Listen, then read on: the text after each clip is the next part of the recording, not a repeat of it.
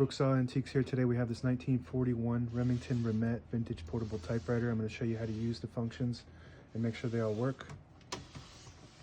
This model is basically a budget typewriter compared to the normal Remington portable.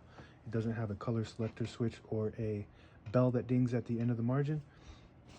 But it's pretty cute, and I think this is the only Remington portable that has the flat black. Very nice looking with the keys that are all black. Very sharp.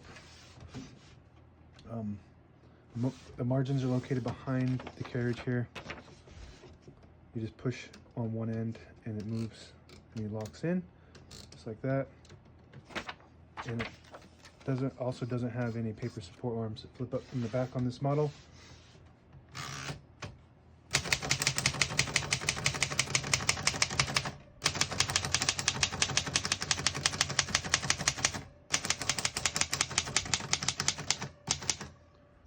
So you just got to kind of watch it until you get to the end. The paper and the platen are about the same exact length. So you just kind of watch where you're at, and then when you feel like you're at the end of the margin, you just hit this line space and you push it front, and it'll skip 1 or 2 spaces. Right now we have it on single, but if you want double, there's a little knob here. You pull it out and move it down, and it'll skip 2 when you hit that. And that works good.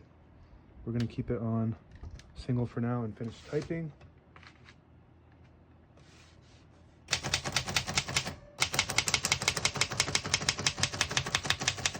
As you can see, all the keys type nice and none of them skip or stick. I'll type a sentence on the next line.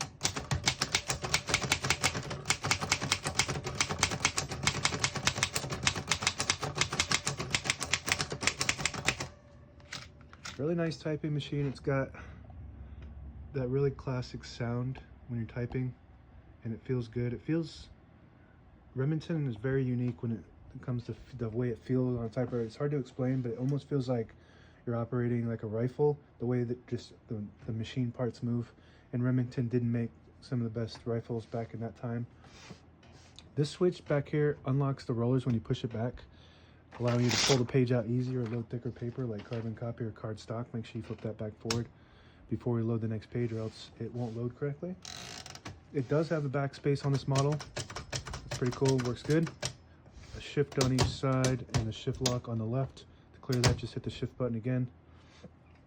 And on regular portables, when you push in the knob from the right side, and I think there's a switch here, you have to push it back. It allows this to pop out, so it'll lock the carriage in the middle position, but this doesn't have that function. But it does still allow you to push the knob in so it fits into the case. This one doesn't have a case. I don't have a case for this one though.